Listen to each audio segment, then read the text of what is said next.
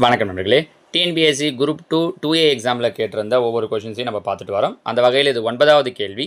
CAT equal to ABC, DOG equal to DEF என இருந்தால் tan by cot என்பது பின்வருவனற்றுள் எதனால் குறிக்கப்படலாம் அப்படின்னு கேட்டிருக்காங்க. இப்போ இதில் பாருங்கள், ஒன்றும் இல்லை, ஒரு எழுத்துக்கும் ஒரு நம்பரை அவங்க ரெஃபர் பண்ணியிருக்காங்க. இப்போ ஃபஸ்ட்டு எழுத்து இங்கே C இருக்குது, இங்கே A இருக்குது.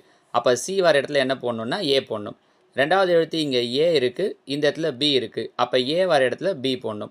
இங்கே டி இருக்குது, இங்கே சி இருக்குது. அப்போ டி வர இடத்துல என்ன போடணும் அப்படின்னா சி போடணும். அதே மாதிரி டிக்கு டிஏ தான் போடணும். ஓவுக்கு பார்த்தீங்கன்னா இ போடணும். ஓ வர இடத்துல என்ன போடணுன்னா இ. ஜி வர இடத்துல என்ன போடணும் அப்படின்னா எஃப் போடணும். இந்த ஐடியாஸ் மட்டும் தெரிஞ்சதுன்னா போட்டுடலாம். இப்போ பாருங்கள், டிக்கு பதில் என்ன போட சொல்லியிருக்கோம் சி. ஏவுக்கு பதில் என்ன போட சொல்லியிருக்கோம் பி. எண்ணுக்கு பதில் அவங்க எதுவும் கொடுக்கல, அது என்ன வருதுன்னு பார்க்கலாம். அடுத்ததாக கீழே பாருங்கள், சிக்கு பதில் போட வேண்டியது ஏ. ஓவுக்கு பதில் நம்ம போட வேண்டியது இ. டிக்கு பதில் நம்ம போட வேண்டியது சி. அப்போ கீழே ஆக்சுவலாக வந்திருக்க வேண்டியது ஏஇசி.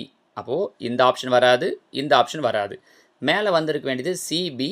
மூணாவது கட்டம் என்னென்னு பார்க்கலாம். சிபி, இங்கே பாருங்கள் ஏ இருக்குது, இங்கே என்ன இருக்குது. இல்லை எது சார் வரணும் அப்படின்னா ஏ வந்துருக்கணும்னா சி இருந்தால் தான் அதுக்கு பதில் ஏ வரும்.